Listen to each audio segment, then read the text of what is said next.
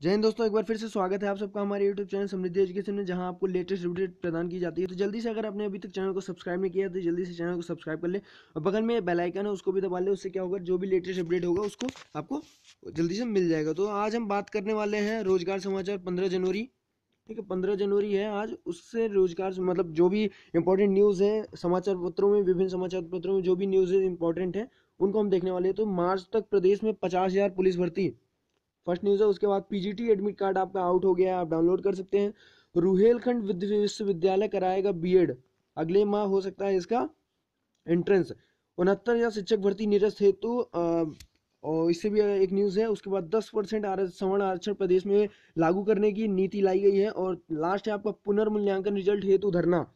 तो आपका जो 68,500 भर्ती का जो पुनर्मूल्यांकन हो रहा है उसके लिए धरना किया जा रहा है। तो सबसे पहले मार्च तक 50,000 पुलिस कर्मियों की भर्ती, इसी महीने शुरू होगी प्रक्रिया।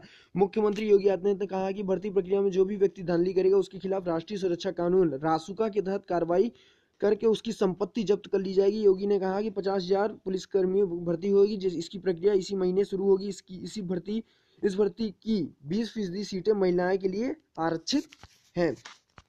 गोरखपुर, बदायूं और लखनऊ में पीएससी की नई महिला बटालियन में भी बेटियों को नियुक्ति प्रदान की जाएगी। तो यहाँ पे आपको लड़कियों को भी मौका दिया जाएगा। और सीएम ने कहा कि 1,30,00,000 युवाओं को नौकरी दी जा चुकी है। 69,000 शिक्षक की भर्ती प्रक्रिया अंतिम चरण में है। आपको पता है कि उसका सब कुछ हो चुका है, बस रिजल्ट आ जाएगा 22 तारीख को। उसके बाद नियुक्ति 15 तारीख को मिल जाएगी। उसके बाद 50,000 पुलिस कर्मियों की भर्ती प्रक्रिया पहले से चल रही है। ठीक है, तो ये पूरी न्यूज़ थी। नेक्स्ट न्यूज़ है कि जो आपके बच्चे छूट गए हैं, जो बच्चे वो भी छूटे हुए हैं भर्ती, उनके लिए फिर से एक मौका दिया गया है। 16 और 17 को दोबारा मौका दिया गया है।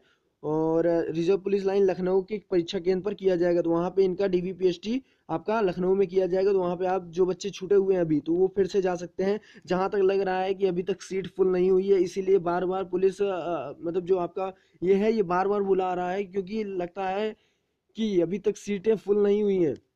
ठीक है, तो लगता है सभी को मौका मिलेगा, ऐसा कुछ नहीं है।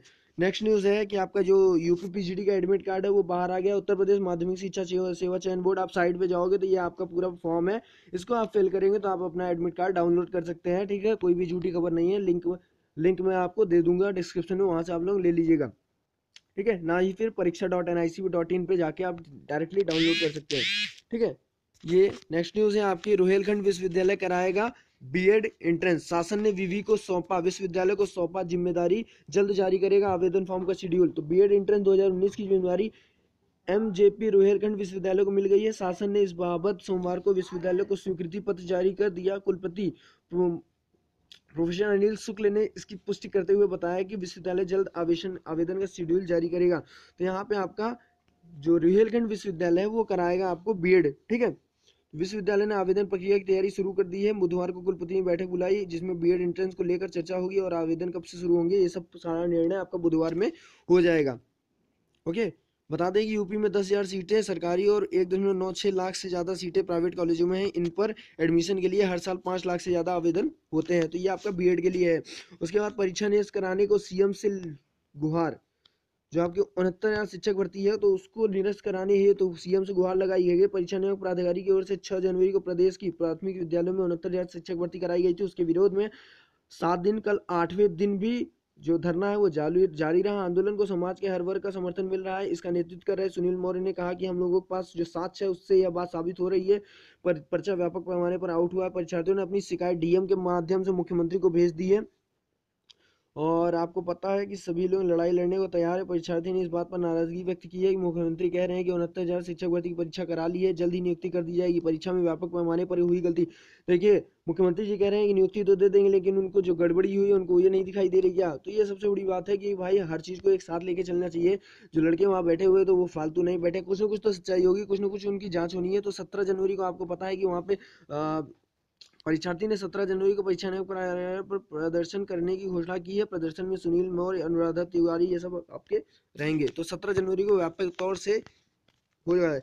और देखिए यहाँ पे पेपर आउट होने की खबर है असिस्टेंट प्रोफेसर की, जो आपके 12 जनवरी को एग्जाम हुआ है। उच्चतर शिक्षा सेवा आयोग की ओर से 12 जनवरी को आयोजित असिस्टेंट प्रोफेसर भर्ती परीक्षा का पेपर व्हाट्सएप के जरिए वायरल होने का आरोप लगाया गया है। और और अभ्यर्थियों ने आयोग के अध्यक्ष को ज्ञापन देकर बताया कि परीक्षा का पेपर व्हाट्सएप पर ब्रॉडकास्ट के जरिए परीक्षा से पहले वायरल कर दिया गया है। अभ्यर्थी ने मांग की है कि परीक्षा रद्द करते हुए दोबारा आयोजित करा दी जाए। तो देखिए हर जगह ये सब हो रहा है, इतना सब कुछ कैसे मैनेज होता है लोगों।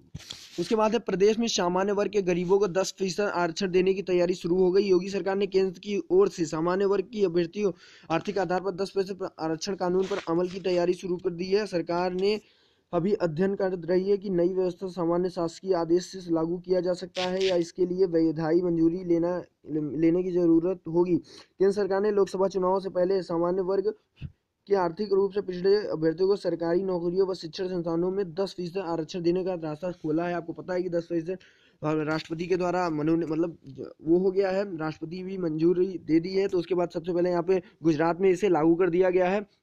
देखिए यहाँ पे लिखा हुआ है गुजरात सरकार ने इस व्यवस्था पर तत्काल प्रभाव से अमल कर ऐलान कर दिया है। और सोमवार को प्रदेश सरकार के वरिष्ठ अधिकारियों ने गुजरात सरकार के वरिष्ठ अधिकारियों से संपर्क कर वहां कानून को लागू किए जाने वाले तौर तरीके की जानकारी ली। तो यहाँ पे इसे लागू कर दिया गया है। ठीक है, ये पूरी न्यूज़ थी। उसके बाद है रिजल्ट घोषित करने का धरना शुरू। तो जो आपकी 68,500 शिक्षक भर्ती थी उसके जो पुनर्मूल्यांकन था वो तो कंप्लीट हो गया। पुनर्मूल्यांकन की मांग की जा रही है। सोमवार को भी बड़ी संख्या में 68,500 सहायक अध्यापक भर्ती परीक्षा में शामिल परीक्षार्थियों ने सचिव परीक्षा नियामक का घेराव करके पुनर्मूल्यांकन का परिणाम तत्काल जारी करने की मांग की है। अभ्यर्थियों का कहना था कि सचिव की ओर से पुनर्मूल्यांकन का परिणाम 30 दिसंबर को जारी करने की बात कही गई थी, लेकिन 14 जनवरी तक सचिव की ओर से कोई परिणाम जारी नहीं हुआ है। और पुनर्मूल्यांकन का परिणाम जारी नहीं होने से नाराज अभ्यर्थी ने 14 जनवरी से सचिव परीक्षा नियामक कार्यालय पर धरना शुरू कर दिया। परीक्षार्थियों का कहना है कि सचिव ने इसी सप्ताह परिणाम घोषित करने की बात कही है। धरने में पहले से उत्तीर्ण घोषित वह 45 अभ्यर्थी भी शामिल है जिनकी नियुक्ति के लिए प्रस्ताव सचिव बेसिक शिक्षा परिषद को भेज दिया गया है।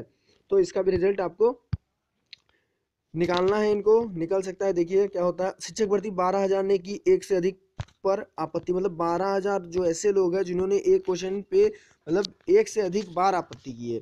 तो परिषदीय विद्यालय के लिए चल रही 69,000 शिक्षक अध्यापक भर्ती में सचिव परीक्षा नियामक की ओर से जारी उत्तर कुंजी को लेकर आपत्ति दाखिल करने वाले 33,000 परीक्षार्थियों में से 12,000 ने एक से अधिक बार आपत्ति की है। सचिव परीक्षा नियामक प्राधिकारी अनिल चतुर्वेदी ने बताया कि उत्तर कुंजी जारी होने के बाद जिन परीक्षार्थियों ने आपत्ति दाखिल की है उसका निस्तारण करके संशोधित उत्तर कुंजी जो है वो 19 तारीख को जारी कर दी जाएगी। सोमवार को भी बड़ी संख्या में 69,000 शिक्षक भर्ती में शामिल परीक्षार्थियों ने सचिव परीक्षा नियामक प्राधिकारी से मिलकर अपनी शिकायत दर्ज करवाई है। परीक्षार्थियों का कहना है कि वह एनसीईआरटी और एससीईआरटी जो आपकी एनसीईआरटी जो नेशनल है और एससीईआरटी जो स्टेट की बुक्स हैं उनकी ओर से जारी पुस्तकों का आधार मानकर अपनी आपत्ति दाखिल कर रहे हैं। सचिव परीक्षा नियामक प्राधिकारी इस आधार को भी नहीं मान रहे हैं। परीक्षार्थी नाथ संप्रदाय का प्रवर्तक जो आपको मैंने बताया पहले। तो ये सब सारे क्वेश्चन थे जिनके लिए ये बात कही गई। उसके बाद आपका उत्तर प्रदेश लोक सेवा से एक विज्ञप्ति जारी हुई है इतर द्वारा।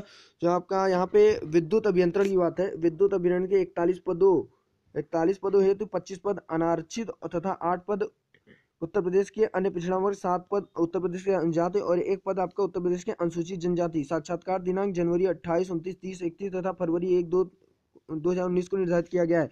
तो आपके जो प्रवक्ता विद्युत अभियंत्रण के जो इंटरव्यू है वो आपका प्रस्तावित कर दिया गया है 28, 29, 30, 31 और 1, 2 फरवरी को। तो आप लोग यहाँ पे अपना यहाँ पे जो चाहिए आपको एक बता दे रहा हूँ मैं आपको। यहाँ पे दो आपके पासपोर्ट साइज फोटो प्रमाणित राजपत्रित अधिकारी से किसी भी गवर्नमेंट या गेस्टेड ऑफिसर द्वारा साइन चाहिए। वह 2 अवश्य पासपोर्ट अप्रमाणित 2 पासपोर्ट फोटो ऐसी जो इसमें अप्रमाणित हो। ठीक है, तो ये सब आपको ले जाना जरूरी है। तो ये पूरा अपडेट था आज का। तो इसके लिए धन्यवाद। वीडियो पसंद आए लाइक करिए, शेयर करिए, चैनल को सब्सक्राइब करिए। Thank you.